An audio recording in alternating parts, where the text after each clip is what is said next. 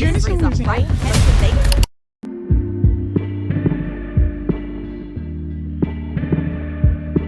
a beaucoup trop tendance à normaliser le fait de faire des coiffures super serrées, alors que c'est hyper nocif pour nos cheveux. Moi, j'ai fait les frais de ça, de l'alopécie de traction sur mes tempes. J'avais les tempes littéralement dégarnies. Ça remonte déjà à pas mal de temps et franchement, je reste encore traumatisée jusqu'à aujourd'hui. Nous, les femmes noires, on est capable de se mettre dans des états, on est capable d'accepter des choses juste pour avoir une coiffure parfaite pendant 2 semaines qui va pas bouger. Donc on va commencer à accepter des choses, à accepter qu'on nous serre nos cheveux comme jamais. Cette histoire s'est passée il y a quelques années déjà. Je me rappelle, j'étais partie me faire un tissage. C'était vraiment le premier tissage que je faisais de toute ma vie. J'étais toute contente. Ça faisait super longtemps que j'avais négocié avec ma maman pour qu'elle me laisse faire un tissage et là, bim, elle a accepté. So, on prend les mèches, on se dirige vers les coiffeuses. C'était une coiffeuse de Château Rouge ou Château d'Eau, je sais plus exactement. On part dans le salon, elle coiffe ma mère, elle me coiffe et au moment de me coiffer, les filles, quand je vous dis, elle a tellement serré, j'étais à ça de pleurer. Les larmes me venaient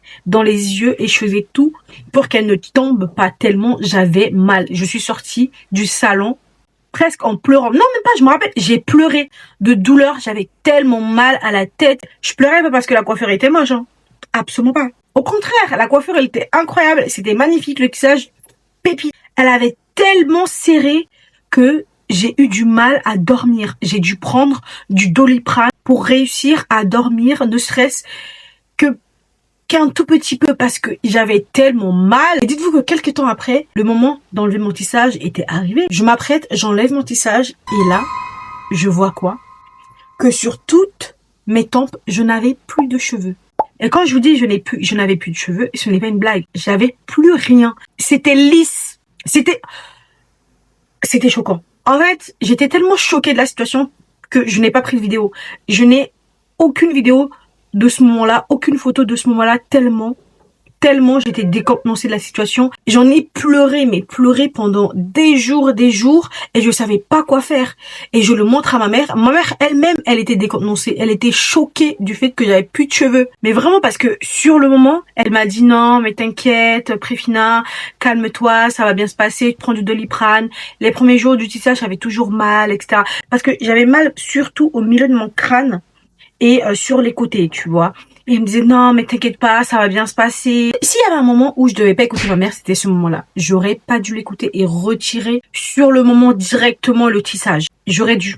Ça m'aurait permis de garder mes tempes. Aujourd'hui, je sais que c'est une erreur. On va donc parler de ça aujourd'hui. L'alopécie de traction. Je m'appelle Préfina et sur cette chaîne, je décide de partager un peu mes déboires au sujet de mes cheveux. Bon, concrètement, c'est quoi l'alopécie de traction? Le terme médical, c'est vraiment l'alopécie de traction. Ça va correspondre à de la tension qu'on va exercer sur le cuir chevelu. Le fait de tirer sur les cheveux, c'est ça qui va provoquer l'alopécie. Quand une coiffure va tirer de manière continue, jour après jour, sur les tempes, sur les racines, le follicule, c'est des sortes de mini-usines qui vont fabriquer littéralement les cheveux. En fait, le fait de tirer sur ces follicules, ils vont subir un stress énorme. Et à force, ils vont s'enflammer, ils vont rétrécir et ils vont finir par abandonner le chemin. Ce qui m'a choqué, c'est que dans certaines études, une femme sur 3 africaines est touchée à un moment de sa vie par l'alopécie de traction. Ça, c'est une dinguerie. Ça montre à quel point c'est pas un problème qui est rare, mais plutôt massif. Et franchement, je me suis toujours posé la question, pourquoi nous en particulier? Pourquoi c'est toujours nous qui avons ce problème-là?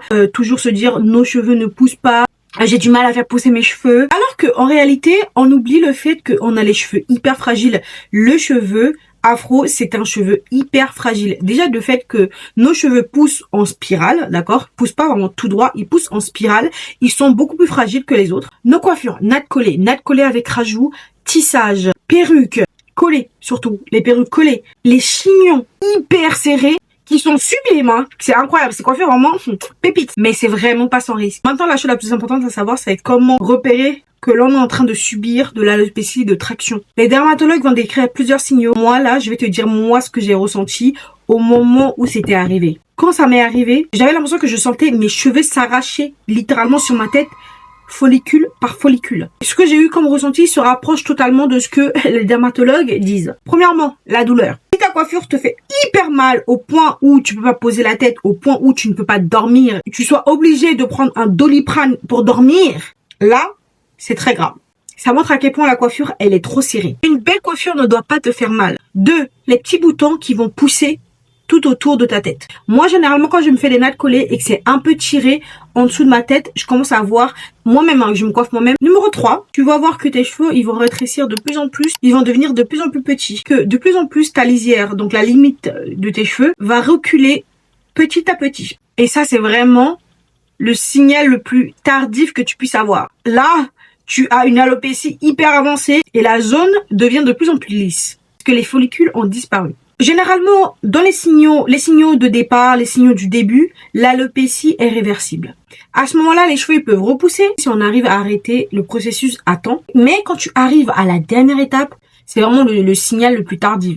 C'est quand tu vois que la lisière, donc la limite de tes cheveux recule. Si tu continues à faire ce type de coiffure pendant des années, tu vas juste inflammer et détruire définitivement tes follicules. On va appeler ça l'alopécie cicatricielle. La follicule va être remplacée par une cicatrice et là, à ce moment-là, plus rien va pousser. Tu peux faire ce que tu veux, tu peux mettre n'importe quelle huile, tu peux faire n'importe quel massage.